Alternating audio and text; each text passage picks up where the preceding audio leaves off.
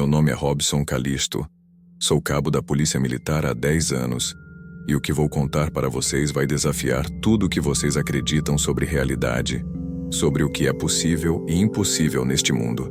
Durante uma década vestindo essa farda, eu pensei que já tinha visto de tudo. Crimes que marcariam qualquer pessoa para o resto da vida. Acidentes que me fizeram questionar a fragilidade da existência humana.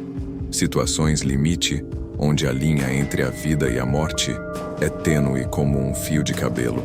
Eu sempre fui um homem prático, objetiva, daqueles que precisam ver para crer. Cresci em Londrina, no Paraná. Meu pai trabalhava em uma metalúrgica. Minha mãe era professora primária. Pessoas simples, honestas, que me criaram para enfrentar a vida com os pés no chão e a cabeça no lugar. Nunca acreditei em fantasmas, espíritos ou qualquer coisa que não pudesse ser explicada pela lógica e pela ciência. Quando entrei na academia da Polícia Militar, essa mentalidade racional se intensificou ainda mais. O treinamento policial molda você para analisar situações, procurar evidências concretas, desconfiar de relatos emocionais e sempre buscar explicações baseadas em fatos. Durante meus 10 anos de carreira, atendi milhares de ocorrências. Vi pessoas em desespero alegando ter visto coisas impossíveis. Ouvi relatos de avistamentos estranhos. Presenciei situações onde as pessoas juravam ter vivido experiências sobrenaturais.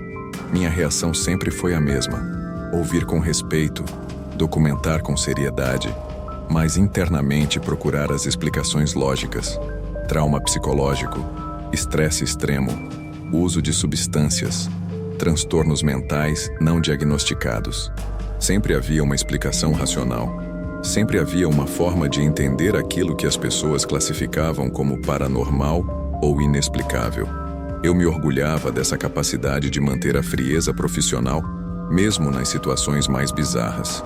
Nos últimos anos, eu me especializei em ocorrências noturnas. É um trabalho que exige muito psicologicamente, porque a madrugada traz consigo os crimes mais violentos, os acidentes mais graves, as situações mais desesperadoras. Mas eu me adaptei bem a esse ritmo. Prefiro o silêncio da noite, a responsabilidade de ser um dos poucos despertos guardando a segurança de quem dorme. Há algo reconfortante em patrulhar ruas vazias, em saber que você está ali para proteger pessoas vulneráveis em seus momentos de maior fragilidade. Durante esses 10 anos, atendi casos que testariam a sanidade mental de qualquer pessoa. Homicídios brutais onde a crueldade humana se manifesta de formas inimagináveis. Acidentes de trânsito, onde famílias inteiras são destroçadas em segundos. Situações de violência doméstica que revelam o lado mais sombrio das relações humanas. Cada ocorrência deixa uma marca. Cada situação traumática adiciona uma camada de dureza à nossa personalidade. Mas eu sempre consegui manter meu equilíbrio emocional justamente por causa da minha natureza cética e metodológica. Enquanto alguns colegas desenvolviam superstições, começavam a acreditar em presságios ou energias negativas, eu permanecia firme na minha convicção de que tudo tinha uma explicação lógica e racional. Era quase um orgulho profissional, uma marca registrada minha no quartel. O cabo Calisto que nunca se deixava levar por emoções ou crenças infundadas. Meus colegas às vezes brincavam comigo. Diziam que eu era frio demais, que precisava ter mais sensibilidade para lidar com o lado humano da profissão. Mas eu sabia que essa frieza era na verdade uma proteção necessária. Em uma profissão onde você lida diariamente com o pior da humanidade, manter a objetividade é questão de sobrevivência mental e emocional. Por isso, quando falo que o que aconteceu comigo mudou completamente minha percepção sobre o que é possível neste mundo, vocês podem ter certeza de que não é exagero. Quando um cético convicto, treinado para questionar tudo e buscar sempre as explicações mais racionais, se vê forçado a admitir que presenciou algo que desafia toda a lógica conhecida, é porque realmente aconteceu algo extraordinário. Foi em uma madrugada fria de setembro, durante uma ocorrência que começou como mais uma rotina em meus 10 anos de carreira, que minha visão de mundo foi completamente transformada. Uma chamada aparentemente simples, o tipo de situação que eu já havia atendido centenas de vezes, mas que se revelaria a experiência mais perturbadora e inexplicável da minha vida. Vocês que estão assistindo ao Curiosidades Obscuras, de onde são? Deixem nos comentários sua cidade. Eu quero muito conhecer vocês que acompanham o canal. E já aproveitem para se inscrever, porque essa história vai mexer profundamente com vocês. Vai fazer vocês questionarem tudo o que acreditam sobre os limites da realidade. O que vou relatar a seguir aconteceu exatamente como vou contar. Sem exageros, sem dramatizações. Apenas a verdade nua e crua de uma experiência que mudou para sempre minha compreensão sobre o que existe além do nosso mundo visível. Era por volta das 3:30 da manhã quando recebemos o chamado. O rádio crepitou com a voz cansada do despachante. Viatura 247. Ocorrência na Rua das Acácias, número 156. Residência abandonada. Vizinhos relatando barulhos estranhos e possível invasão de propriedade. Eu estava na passageira, ao lado do sargento Cauã Carvalho, um homem experiente com 15 anos de corporação, conhecido por sua calma em situações extremas. Era uma dessas noites silenciosas de setembro, com aquele frio cortante típico do interior paulista que faz você apertar o casaco, mesmo dentro da viatura aquecida. Mais uma casa abandonada, murmurei, ajustando o colete balístico. Provavelmente usuários de drogas ou moradores de rua procurando abrigo. Cauã apenas assentiu, dirigindo pelas ruas desertas da cidade. Conhecíamos bem esse tipo de ocorrência. Casas vazias sempre atraem problemas. Invasões, ponto de drogas, abrigo para pessoas em situação de rua ou simplesmente adolescentes fazendo travessuras. Era a rotina absoluta para nós dois.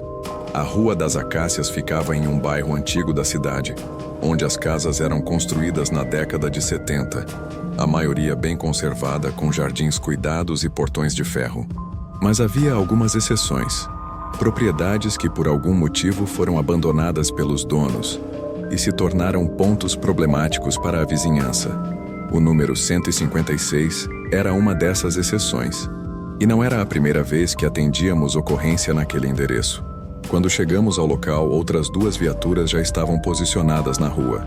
A soldado Dandara Soares, com 5 anos de PM, desceu de uma delas.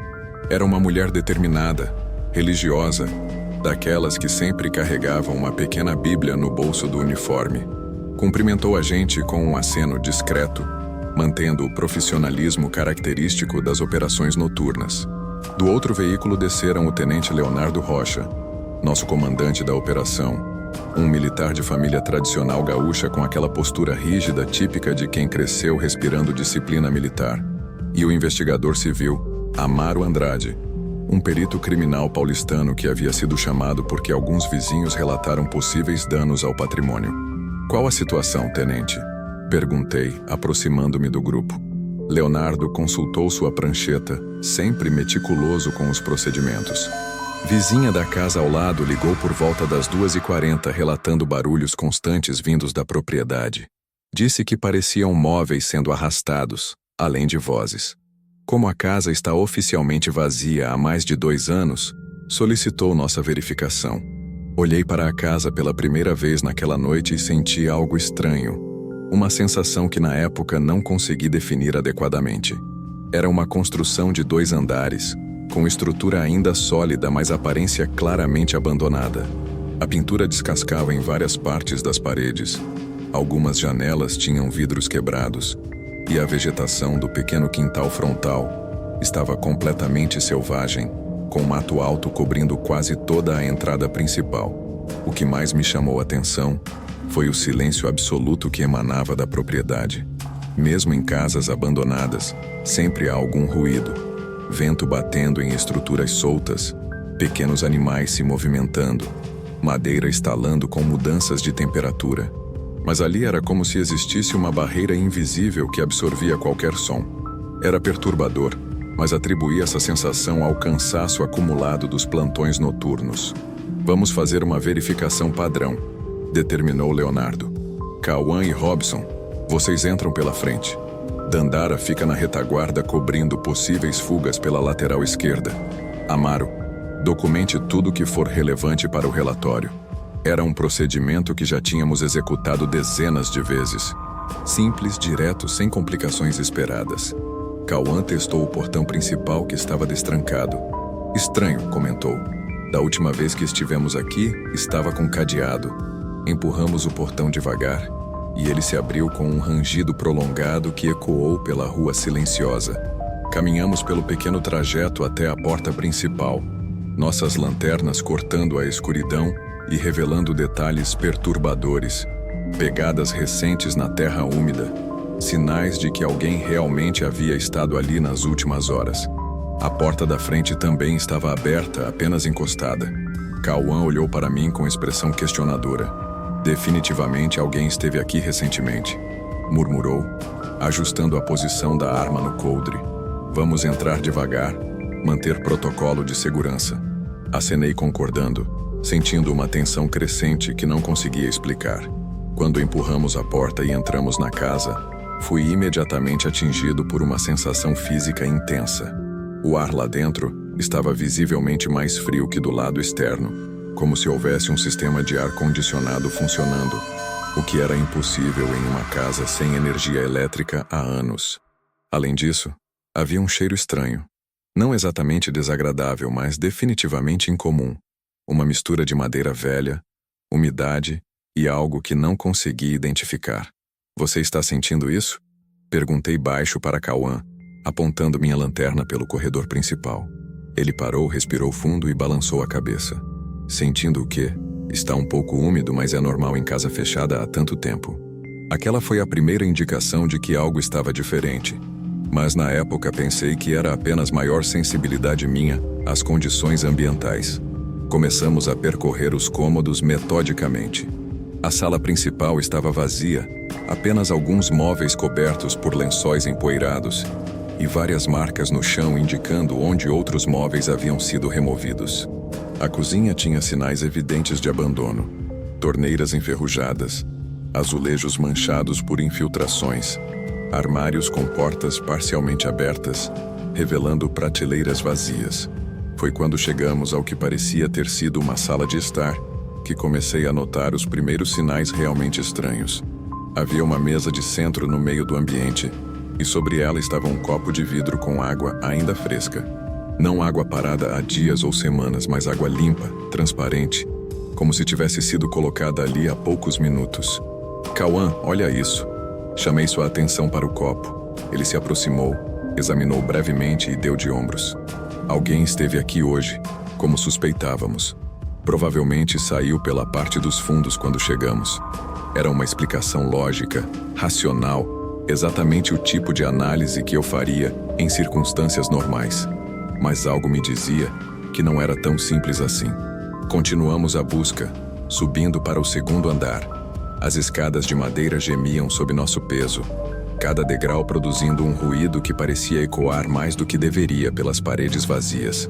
No andar superior havia 3 quartos e um banheiro, todos aparentemente vazios e cobertos por aquela poeira característica de abandono prolongado. Estava examinando o quarto principal quando senti a primeira sensação realmente perturbadora da noite. Era como se alguém estivesse me observando, uma presença tangível atrás de mim, próxima o suficiente para eu sentir calor humano. Virei-me rapidamente, lanterna em punho, mas encontrei apenas Cauã verificando o armário embutido do outro lado do quarto. Você sentiu alguma coisa agora? Perguntei, tentando manter a voz controlada. Ele parou o que estava fazendo e me olhou com expressão confusa. Senti o quê, Robson? Você está meio estranho hoje. Era verdade, eu estava me sentindo estranho, mas não conseguia explicar exatamente o porquê. Descemos de volta ao térreo para concluir a verificação. Foi na sala principal, onde havia a mesa com o copo d'água, que tudo começou de forma mais intensa. O ar ficou subitamente mais frio, a ponto de eu conseguir ver minha própria respiração formando pequenas nuvens de vapor. Olhei para Cauã esperando que ele comentasse sobre a mudança brusca de temperatura, mas ele continuava agindo normalmente, como se nada estivesse acontecendo. Foi então que vi a primeira sombra se movendo pela parede. Não era uma sombra comum, projetada por nossa movimentação ou pelas lanternas. Era uma forma humanoide que se deslocava independentemente de qualquer fonte de luz, deslizando pela parede da sala como se fosse uma entidade autônoma. Meu coração disparou imediatamente e eu apontei minha lanterna diretamente para o local onde havia visto o movimento. "Cauã, você viu isso?" Perguntei, mantendo o feixe de luz fixo na parede. Ele se aproximou de mim, seguindo a direção da minha lanterna, mas sua expressão era de total confusão. "Ver o quê, Robson? Você está apontando para uma parede vazia." Olhei novamente e a sombra havia desaparecido, mas eu tinha absoluta certeza do que havia presenciado. Não foi um truque de luz, não foi cansaço visual, foi uma forma definida se movendo com propósito. Tentei me recompor, respirar fundo e continuar a verificação profissionalmente. Talvez fosse realmente cansaço acumulado, talvez meus olhos estivessem me pregando peças após tantas horas de trabalho noturno, mas no fundo do meu estômago, uma sensação de desconforto crescia como uma bola de ferro frio. Caminhamos em direção ao que parecia ser uma despensa nos fundos da casa. O corredor que levava até lá era estreito e escuro, mesmo com nossas lanternas. Foi nesse trajeto que ouvi o primeiro sussurro. Não era vento passando por frestas. Não era o som de estruturas antigas se acomodando. Era uma voz humana, baixa, indistinta, mas definitivamente uma voz pronunciando palavras que eu não conseguia compreender. Parei abruptamente, fazendo sinal para Cauã ficar em silêncio. "Escuta", sussurrei, apontando para o fundo do corredor. Ficamos parados por quase 1 minuto, atentos a qualquer som. Para mim, as vozes continuavam, agora parecendo vir de múltiplas direções, como se várias pessoas estivessem conversando em sussurros ao redor de nós. Mas Cauã apenas balançou a cabeça. "Não estou ouvindo nada, Robson. Vamos terminar logo isso aqui." A frustração começou a tomar conta de mim. Como era possível que eu estivesse vendo e ouvindo coisas que meu parceiro de 10 anos de carreira não conseguia perceber? Cauã era um profissional experiente, com sentidos apurados e atenção sempre aguçada. Se havia algo anormal acontecendo, ele seria o primeiro a notar. Entramos na despensa e foi lá que presenciei o fenômeno mais perturbador até aquele momento. No centro do pequeno cômodo havia uma pilha de latas de conserva, empilhadas de forma organizada como uma pequena pirâmide. Enquanto eu iluminava a estrutura com minha lanterna, vi claramente uma das latas da base se mover sozinha, como se uma mão invisível a tivesse empurrado. A pilha inteira desabou com um estrondo metálico que ecoou pela casa toda. Minha reação foi imediata e instintiva. Saquei a arma, posicionei-me defensivamente e gritei: "Tem alguém aqui?" As latas se moveram sozinhas. Cauã me olhou com uma expressão que jamais esquecerei. Era uma mistura de preocupação, confusão e algo que parecia medo. Mas não medo do ambiente, medo de mim. "Robson, que latas? Que barulho?" Ele perguntou, aproximando-se cautelosamente. "Você está vendo coisas que não existem, parceiro. Vamos sair daqui e chamar o tenente." Foi quando percebi que, para ele, a despensa estava completamente vazia. Não havia latas, não havia pilha desabada, não havia sinais de movimento. Apenas um cômodo vazio e empoeirado. O terror começou a se instalar não por causa dos fenômenos que eu estava presenciando, mas pela percepção de que eu estava vivendo uma realidade completamente diferente da realidade do meu parceiro. Era como se 2 dimensões estivessem ocupando o mesmo espaço, e por algum motivo inexplicável, apenas eu conseguia acessar uma delas. Voltamos para a sala principal, onde Dandara e o tenente Leonardo nos aguardavam. Amaro estava fotografando alguns detalhes da casa para seu relatório técnico. Tentei me recompor, agir profissionalmente, mas as vozes sussurrantes não paravam. Agora eram múltiplas, vindas de todas as direções, algumas mais próximas, outras mais distantes, todas falando em tons baixos que eu não conseguia compreender completamente. "Situação da verificação?" perguntou Leonardo, sempre direto ao ponto. Cauã respondeu antes que eu pudesse falar. "Casa aparentemente vazia, sinais de que alguém esteve aqui recentemente, mas ninguém foi encontrado. O Robson está um pouco alterado." A forma como ele disse isso, o tom de voz, deixou claro que ele estava preocupado comigo, não com possíveis invasores. Foi nesse momento que aconteceu o fenômeno mais intenso de toda a noite. Enquanto estávamos conversando na sala principal, vi claramente uma figura humana se formar no canto mais escuro do ambiente. Não era uma sombra desta vez. Era uma forma semi-translúcida, como se alguém estivesse se materializando lentamente. Era um homem de meia idade, vestindo roupas que pareciam ser de décadas passadas, e ele estava olhando diretamente para mim. A figura levantou o braço e apontou para uma direção específica da casa, como se quisesse me mostrar algo. Seus lábios se moveram, e pela primeira vez consegui entender claramente as palavras que estavam sendo sussurradas. No quintal, enterrados. Ajude-nos.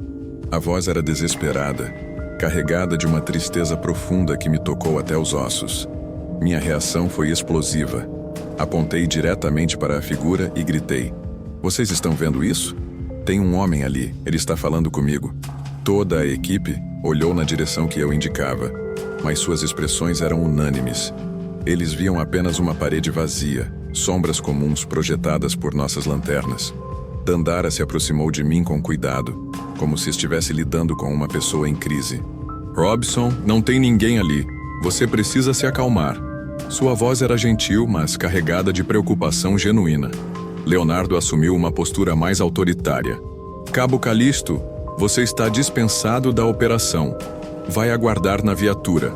Mas eu não conseguia parar de olhar para a figura, que agora se movia em direção ao que parecia ser uma porta dos fundos da casa. Ela continuava apontando, continuava repetindo as mesmas palavras. "No quintal, enterrados, ajude-nos."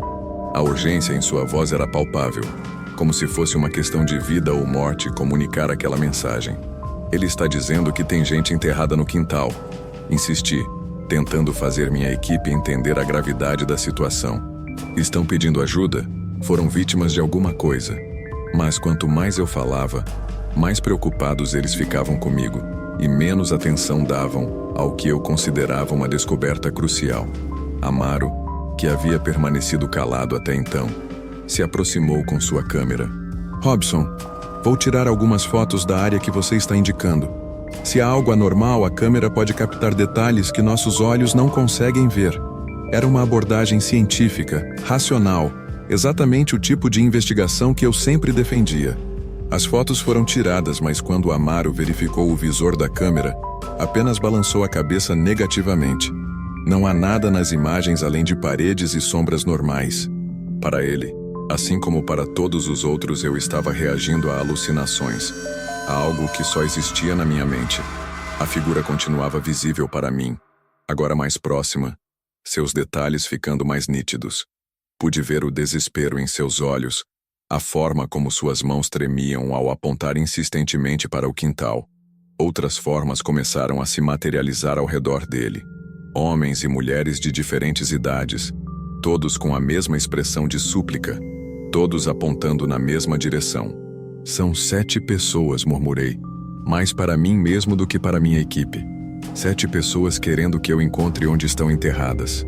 O número havia surgido na minha mente com uma clareza inexplicável, como se fosse uma informação que eu sempre soube, mas havia esquecido temporariamente. Leonardo tomou a decisão que mudaria o rumo de toda aquela noite. Operação encerrada. "Robson, você vai ser levado para a avaliação médica. Cauã, você acompanha. Dandara e Amaro, façam uma última verificação do perímetro e lacrem a propriedade." Era o protocolo padrão para situações onde um policial apresentava comportamento anômalo durante o serviço. Enquanto era conduzido para fora da casa, olhei para trás uma última vez. As 7 figuras estavam agora reunidas na entrada, observando minha saída com expressões de desapontamento e desespero. Era como se soubessem que aquela era a única oportunidade que teriam de comunicar sua mensagem, e eu estava sendo forçado a abandoná-los novamente. O peso da responsabilidade caiu sobre mim como uma avalanche. Se aquelas pessoas realmente existiam, se eram vítimas de algum crime terrível, eu era a única pessoa que podia ouvi-las, vê-las, ajudá-las. Mas como convencer alguém de algo que apenas eu conseguia presenciar? O caminho de volta ao quartel foi o mais longo da minha carreira. Sentado no banco traseiro da viatura, enquanto Cauã dirigia em silêncio, eu tentava processar o que havia acontecido naquela casa. As imagens das 7 figuras não saíam da minha mente. Seus rostos desesperados, as mãos apontando insistentemente para o quintal, as vozes sussurrando "ajude-nos" como um mantra de desespero. Cauã me observava pelo retrovisor com aquela expressão que eu conhecia bem depois de tantos anos trabalhando juntos. Era preocupação genuína misturada com confusão profissional. Ele estava tentando entender como um colega experiente, conhecido pela frieza e objetividade, havia perdido completamente o controle durante uma operação de rotina. "Robson", ele disse finalmente, quebrando o silêncio pesado que dominava o interior da viatura. "Você precisa me contar o que realmente aconteceu ali dentro. Não como policial, mas como amigo. O que você viu que nós não conseguimos ver?" Sua voz era cuidadosa, sem julgamento, mas eu podia sentir a preocupação real por trás das palavras. Como explicar para alguém racional que você presenciou fenômenos que desafiam toda lógica? Como descrever visões e vozes para uma pessoa que só acredita no que pode tocar e documentar? Tentei organizar os pensamentos e encontrar uma forma de tornar minha experiência compreensível. Eu vi pessoas, Cauã.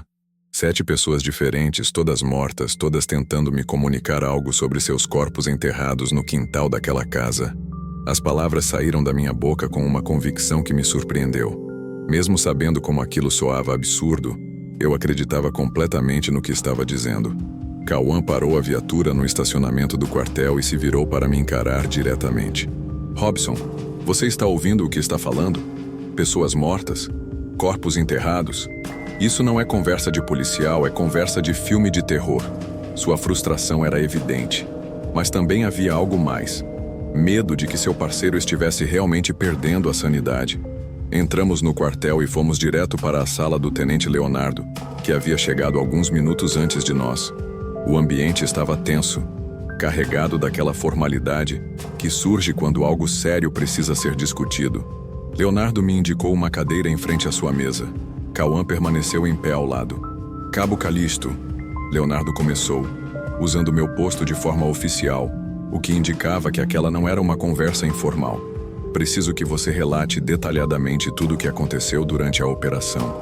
Mas quero fatos, não interpretações. O que você viu, ouviu e sentiu, de forma objetiva." Respirei fundo e comecei a relatar tudo desde o momento em que entramos na casa. A mudança súbita de temperatura, as sombras se movendo independentemente, os sussurros que só eu conseguia ouvir, as latas se movendo sozinhas na despensa e, finalmente, a aparição das 7 figuras na sala principal. Falei de forma clara e metódica, como se estivesse descrevendo uma ocorrência criminal comum. Conforme eu falava, via a expressão de Leonardo mudando gradualmente de preocupação para algo próximo do alarme. Não era apenas a natureza extraordinária do meu relato que o incomodava, mas a forma convicta e detalhada como eu descrevia cada evento. Ele estava percebendo que eu realmente acreditava em tudo o que estava relatando. "Robson", ele interrompeu no meio da minha descrição. "Você entende que nada do que está descrevendo foi presenciado por mais ninguém da equipe? Temos 4 policiais experientes que estavam no mesmo local, no mesmo momento, e apenas você viu essas manifestações." Era exatamente esse o ponto que mais me atormentava. Como era possível que apenas eu tivesse acesso a essa realidade paralela? Por que as entidades escolheram se comunicar exclusivamente comigo? Havia algo específico na minha pessoa que permitia essa conexão sobrenatural? "Tenente, eu sei como isso soa", respondi, tentando manter a compostura profissional. "Sei que parece loucura, que contradiz tudo o que aprendemos sobre investigação e evidências, mas aconteceu exatamente como estou relatando. Essas pessoas estão tentando nos mostrar algo importante sobre um crime que pode ter sido cometido naquela propriedade." Leonardo se recostou na cadeira, passando a mão pelo rosto com cansaço. Era uma situação sem precedentes para ele, lidar com um subordinado experiente que apresentava um relato completamente fora dos padrões de normalidade. Como comandante, ele precisava tomar uma decisão que protegesse tanto o policial quanto a corporação. "Vou ser direto com você, Calixto. Você vai ser afastado temporariamente do serviço ativo para avaliação psicológica completa. Não é punição, é protocolo de segurança. Nenhum policial pode permanecer armado e em operação quando apresenta sinais de alteração perceptual desta magnitude." A palavra alteração perceptual me atingiu como um soco no estômago. Era a forma educada de dizer que eles acreditavam que eu estava alucinando, que minha mente havia criado toda aquela experiência. Para eles, eu era um policial em crise psicológica que precisava de tratamento médico. Mas como aceitar essa explicação quando tudo que eu havia presenciado parecia tão real, tão urgente, tão repleto de significado? As vozes dos espíritos ainda ecoavam na minha mente. Seus rostos desesperados permaneciam nítidos em minha memória. Como descartar tudo isso como simples alucinação? Saí do quartel naquela madrugada com uma mistura de revolta e confusão que jamais havia experimentado. 10 anos de carreira policial construindo uma reputação de profissional sério e confiável. E tudo havia desmoronado em uma única noite por causa de fenômenos que ninguém além de mim conseguia perceber. Durante os dias seguintes, fui submetido a uma bateria de exames médicos e psicológicos. Ressonância magnética do cérebro, exames de sangue para detectar substâncias químicas, avaliações psiquiátricas detalhadas, testes neurológicos complexos. Os médicos procuravam uma explicação física ou mental para minha crise perceptual. Todos os exames voltaram normais. Não havia tumores cerebrais, não havia substâncias tóxicas no meu sangue, não havia sinais de transtornos psiquiátricos conhecidos. Meu cérebro estava funcionando perfeitamente. Meus reflexos estavam normais. Minha capacidade cognitiva permanecia inalterada. Do ponto de vista médico, eu era um homem completamente saudável. Isso só aumentava minha convicção de que havia presenciado algo real naquela casa. Se não era doença mental, se não era intoxicação, se não era disfunção cerebral, então talvez fosse exatamente o que parecia ser. Um encontro genuíno com entidades sobrenaturais tentando comunicar uma mensagem importante. Foi durante esse período de afastamento que tomei a decisão que mudaria minha vida para sempre. Se o sistema oficial não acreditava no meu relato, se meus colegas me viam como um policial em crise, então eu investigaria por conta própria. Precisava descobrir a verdade sobre aquela casa, sobre as 7 pessoas que haviam se manifestado para mim. Comecei pesquisando nos arquivos públicos da cidade sobre a propriedade da Rua das Acácias, 156. Era uma casa construída em 1973, que havia tido vários proprietários ao longo das décadas. Mas foi ao investigar os registros policiais antigos que encontrei a primeira pista significativa. Em 1994, exatos 30 anos antes da minha experiência, havia sido registrado um boletim de ocorrência sobre desaparecimentos múltiplos relacionados àquela área da cidade. 7 pessoas, 3 homens e 4 mulheres, idades entre 25 e 50 anos, haviam desaparecido no período de 2 meses. Todas tinham em comum o fato de terem sido vistas pela última vez nas proximidades da Rua das Acácias. Meu coração disparou quando li os nomes das vítimas e vi suas fotografias nos arquivos antigos. Eram exatamente as faces que eu havia visto na sala principal daquela casa. Os mesmos rostos desesperados, as mesmas expressões de súplica, apenas mais jovens nas fotos de identificação. A investigação na época havia sido conduzida pelo então delegado responsável pela área, mas foi arquivada após 6 meses sem conclusão. As pessoas simplesmente haviam desaparecido sem deixar rastros, sem pistas consistentes, sem explicação lógica. O caso foi classificado como desaparecimentos não solucionados e esquecido pelos arquivos policiais. Mas havia um detalhe nos prontuários médicos das vítimas que chamou minha atenção de forma extraordinária. Todos os 7 desaparecidos tinham o mesmo tipo sanguíneo, AB negativo, um dos mais raros que existem, presente em menos de 1% da população mundial. Era uma coincidência estatisticamente impossível, a menos que houvesse algum critério específico para a seleção das vítimas. Movido por uma intuição que não conseguia explicar, solicitei meu próprio exame de tipagem sanguínea detalhada. O resultado confirmou minha suspeita mais perturbadora. Eu também tinha sangue tipo AB negativo, a mesma característica rara que conectava todas as vítimas do desaparecimento de 1994. Era como se as peças de um quebra-cabeças impossível estivessem se encaixando lentamente. As entidades que apenas eu conseguia ver eram as mesmas pessoas que haviam desaparecido 3 décadas atrás. Elas haviam escolhido se manifestar para mim não por acaso, mas porque eu compartilhava uma característica biológica específica que, por algum motivo inexplicável, permitia essa comunicação sobrenatural. Naquela noite, sozinho em meu apartamento, com todos os documentos espalhados pela mesa da cozinha, finalmente compreendi a magnitude do que havia descoberto. Não era apenas um policial que havia tido alucinações durante uma operação de rotina. Era alguém que possuía uma habilidade paranormal rara, uma sensibilidade espiritual que me conectava com vítimas de crimes não solucionados. A pergunta que me assombrava agora era ainda mais perturbadora que antes. Se eu realmente conseguia me comunicar com os mortos, quantos outros crimes arquivados poderiam ser resolvidos através dessa habilidade extraordinária? E mais importante, eu tinha a obrigação moral de usar esse dom, mesmo que isso significasse ser visto como louco pelo resto da minha carreira e vida pessoal. A descoberta sobre meu tipo sanguíneo mudou completamente minha perspectiva sobre os eventos daquela noite.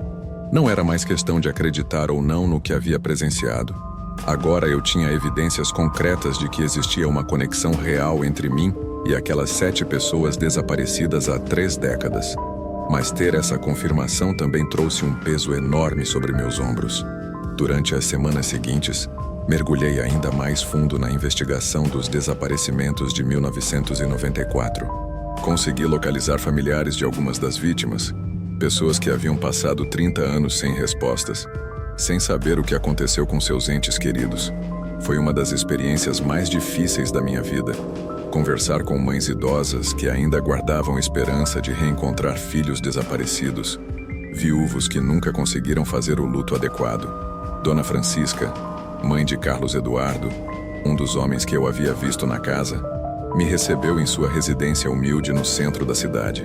Quando mostrei sua foto nos arquivos policiais e disse que estava investigando o desaparecimento, vi seus olhos se encherem de lágrimas imediatamente.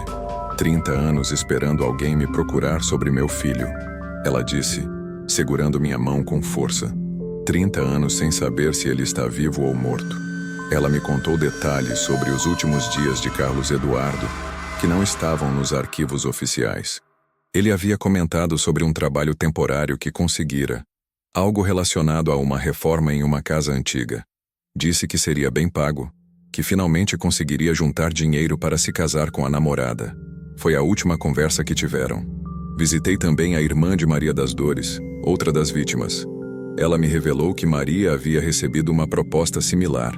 Trabalho de limpeza e organização em uma propriedade que estava sendo preparada para venda.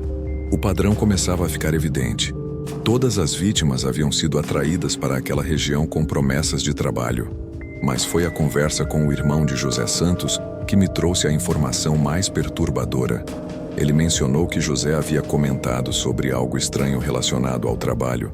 O contratante havia pedido especificamente pessoas com tipo sanguíneo AB negativo, alegando ser necessário para um projeto especial que estava desenvolvendo.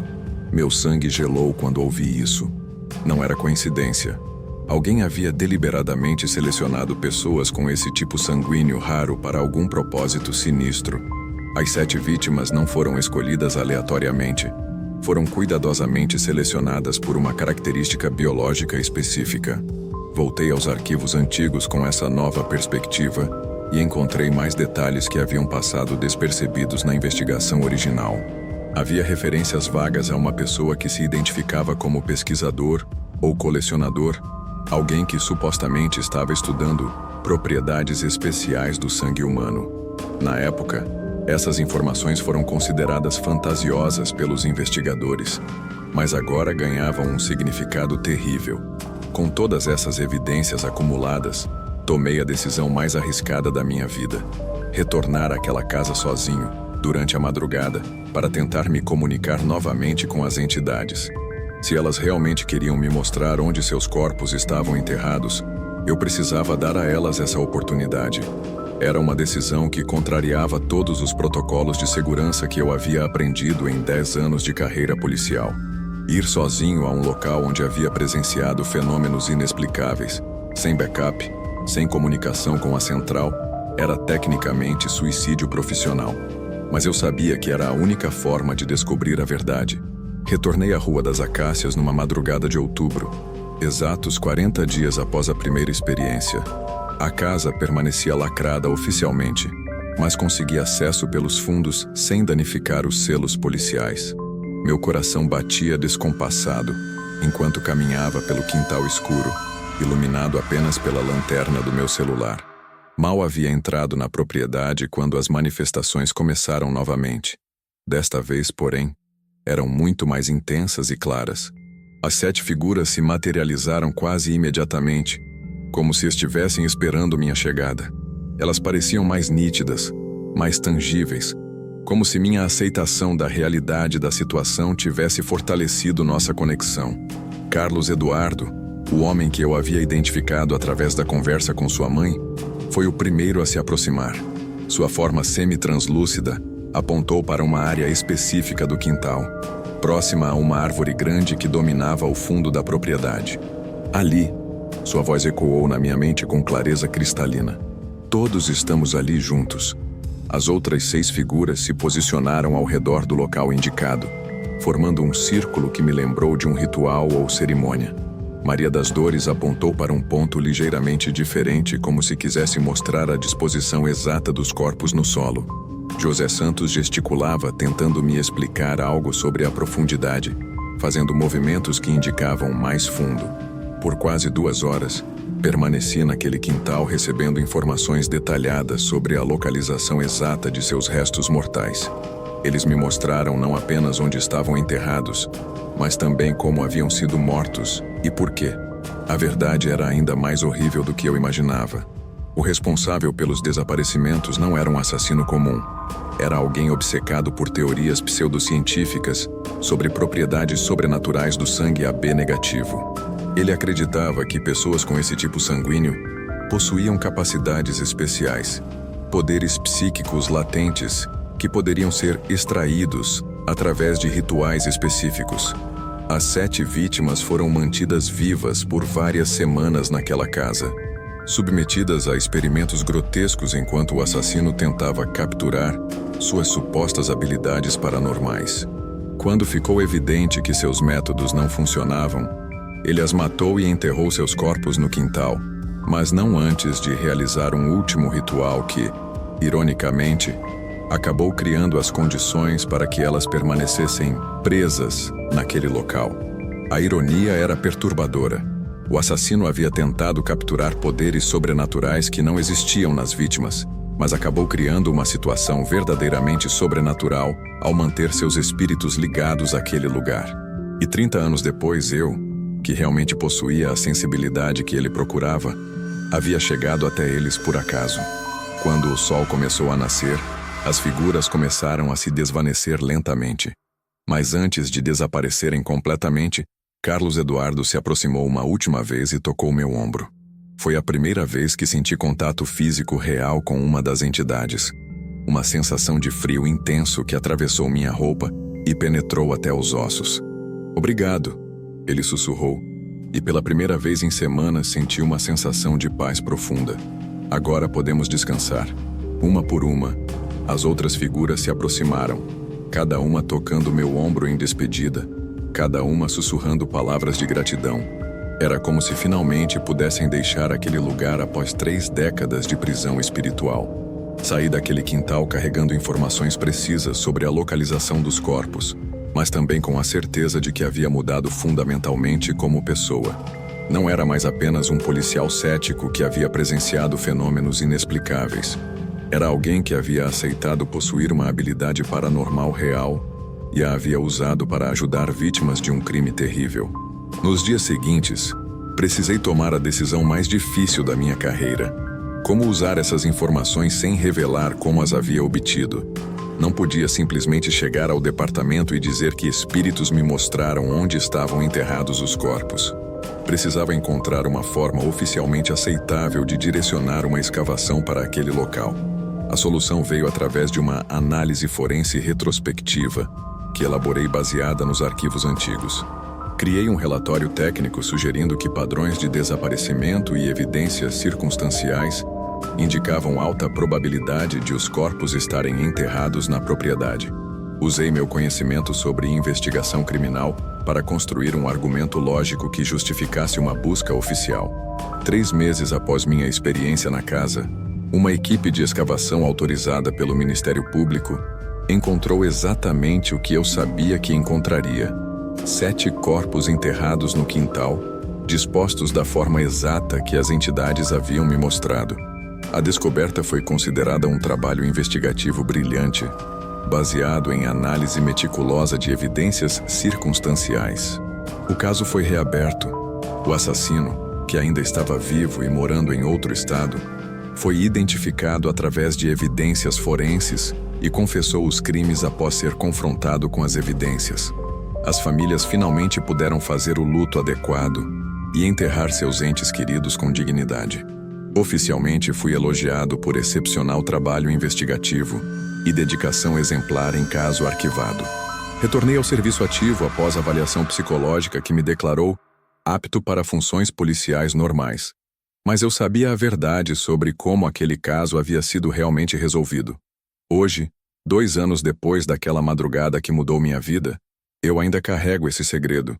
Descobri que possuo um dom paranormal que me permite comunicar com vítimas de crimes não solucionados, mas é uma habilidade que preciso usar com extremo cuidado. Não posso simplesmente contar às pessoas como obtenho certas informações. Preciso sempre encontrar formas oficialmente aceitáveis de direcionar investigações. Às vezes me pergunto quantos outros casos arquivados poderiam ser resolvidos se eu tivesse coragem de usar essa habilidade mais ativamente. Mas também entendo que viver entre 2 mundos, o racional e o sobrenatural, exige um equilíbrio delicado que pode ser facilmente quebrado. A pergunta que me assombra não é mais se o que aconteceu foi real. Eu sei que foi. A pergunta agora é: que responsabilidade tenho com esse dom? E como posso usá-lo para ajudar outras vítimas sem destruir minha vida e carreira no processo? Essa foi minha história. A experiência que mudou para sempre minha compreensão sobre os limites da realidade e sobre minha própria natureza. Durante 10 anos como policial militar, eu acreditava que havia visto tudo, que conhecia todas as facetas da condição humana, que dominava os protocolos para lidar com qualquer situação. Mas uma única madrugada de setembro me mostrou o quão pouco eu realmente sabia sobre o mundo ao meu redor. O que começou como uma ocorrência de rotina, verificação de casa abandonada com relatos de invasão, se transformou na descoberta mais perturbadora da minha vida. Descobri que possuo uma habilidade paranormal que me permite ver e comunicar com vítimas de crimes não solucionados, especificamente aquelas que compartilham comigo um tipo sanguíneo extremamente raro. A ironia de toda essa situação ainda me impressiona. Passei uma década inteira sendo o policial cético, aquele que sempre procurava explicações lógicas para fenômenos aparentemente inexplicáveis. Era conhecido no quartel como alguém que não se deixava levar por superstições ou teorias conspiratórias. Minha reputação foi construída sobre objetividade, método científico e ceticismo saudável. Mas quando você presencia 7 entidades espirituais se materializando na sua frente, quando ouve suas vozes desesperadas pedindo ajuda, quando recebe informações precisas sobre a localização de corpos enterrados há 3 décadas, não há ceticismo que resista. A realidade se impõe de forma brutal, forçando você a aceitar verdades que contradizem tudo que acreditava sobre o funcionamento do universo. O mais perturbador de toda essa experiência não foram os fenômenos sobrenaturais em si, mas a solidão de vivenciá-los. Imaginem estar cercado por colegas de trabalho experientes e ser a única pessoa capaz de ver e ouvir manifestações paranormais. A sensação de isolamento é devastadora. Você questiona sua própria sanidade. Se pergunta se está enlouquecendo, se sua mente criou toda aquela realidade como um mecanismo de defesa contra algum trauma não identificado. Foi apenas através da investigação meticulosa dos arquivos antigos que consegui confirmar a veracidade das informações recebidas dos espíritos. Os nomes, os rostos, as circunstâncias dos desaparecimentos, tudo se alinhava perfeitamente com o que havia presenciado naquela casa. Mais importante ainda, a descoberta sobre o tipo sanguíneo AB negativo me deu a chave para entender por que apenas eu conseguia estabelecer essa comunicação sobrenatural. A descoberta dos 7 corpos no quintal exatamente onde as entidades haviam me indicado, foi simultaneamente uma validação e um peso enorme sobre minha consciência. Validação porque provou definitivamente que minha experiência havia sido real, que não era produto de alucinação ou distúrbio mental. Peso porque me fez compreender que carrego uma responsabilidade única, a capacidade de dar voz a vítimas que não conseguem descansar em paz. O assassino, quando finalmente confrontado com as evidências forenses, confessou todos os crimes. Revelou detalhes que confirmaram exatamente o que os espíritos haviam me comunicado. Ele acreditava em teorias pseudocientíficas sobre poderes sobrenaturais associados ao sangue AB negativo. Tentou extrair essas supostas habilidades através de rituais grotescos, mantendo as vítimas vivas por semanas, antes de matá-las em frustração por seus métodos não funcionarem. A ironia final é que ele procurava em suas vítimas exatamente a capacidade que eu realmente possuo. Elas morreram porque ele acreditava que tinham um dom paranormal que na verdade não possuíam, enquanto eu, que realmente tenho essa sensibilidade, só descobri sua existência 30 anos depois, através da tentativa delas de comunicar o horror que viveram. Hoje, 2 anos depois daquele setembro que dividiu minha vida em antes e depois, eu ainda processo as implicações dessa descoberta sobre mim mesmo. Oficialmente, sou um policial que resolveu um caso arquivado através de análise investigativa excepcional. Extraoficialmente, sou alguém que aprendeu a viver entre 2 mundos, o racional e o sobrenatural. A pergunta que me acompanha diariamente é sobre a responsabilidade que esse dom representa. Quantos outros casos arquivados existem por aí? Quantas outras vítimas ainda estão esperando que alguém com minha capacidade específica apareça para dar voz ao seu sofrimento? Será que tenho o direito moral de continuar vivendo uma vida normal, sabendo que possuo uma habilidade única para resolver crimes que permaneceram sem solução por décadas? Mas também entendo os riscos. Se eu começar a resolver casos demais usando informações paranormais, eventualmente alguém vai questionar como obtenho essas informações. Minha carreira, minha reputação, minha vida pessoal, tudo pode desmoronar se as pessoas descobrirem a verdade sobre como realmente trabalho. Por isso vivo esse equilíbrio delicado, usando minha habilidade ocasionalmente, sempre com extremo cuidado, sempre criando explicações oficialmente aceitáveis para direcionar investigações. É uma existência solitária, carregando segredos que não posso compartilhar com ninguém, vivendo com conhecimentos que desafiam tudo que nossa sociedade aceita como possível. Vocês que acompanharam essa história até o final, eu gostaria muito de saber suas opiniões. Acreditam que o que relatei é possível? Já passaram por experiências similares que desafiaram sua compreensão sobre a realidade? Comentem suas impressões, suas próprias histórias, suas teorias sobre fenômenos paranormais. Cada comentário é extremamente valioso para mim, porque me ajuda a entender como outras pessoas processam experiências que fogem do convencional. Este vídeo deu muito trabalho para produzir. Revivi momentos traumáticos da minha vida, organizei documentos, memórias e sensações que preferia manter guardadas apenas para compartilhar com vocês uma experiência autêntica e impactante. Por isso, peço que deixem o like se a história tocou vocês de alguma forma, se fez vocês refletirem sobre os limites do que consideramos real. Se inscrevam no canal Curiosidades Obscuras, porque tenho muito mais relatos perturbadores para compartilhar. Experiências que continuam acontecendo, casos que venho acompanhando, descobertas sobre minha própria capacidade paranormal que ainda estou aprendendo a compreender e controlar. Cada inscrito me motiva a continuar trazendo essas histórias, mesmo sabendo dos riscos pessoais envolvidos. Olhem também os outros vídeos do canal, compartilhem com pessoas que apreciam histórias reais sobre fenômenos inexplicáveis. E se quiserem apoiar nosso trabalho de forma mais direta, usem o Valeu Demais para fazer uma doação. Esses recursos nos ajudam enormemente com os custos de produção e nos permitem trazer vídeos diários com mais qualidade. Cada contribuição, por menor que seja, faz diferença real para continuarmos este projeto. O que acham dessa história? Foi real ou minha mente criou tudo? Aguardo ansiosamente seus comentários, suas teorias, suas próprias experiências. Obrigado por me acompanharem nessa jornada perturbadora pelo inexplicável.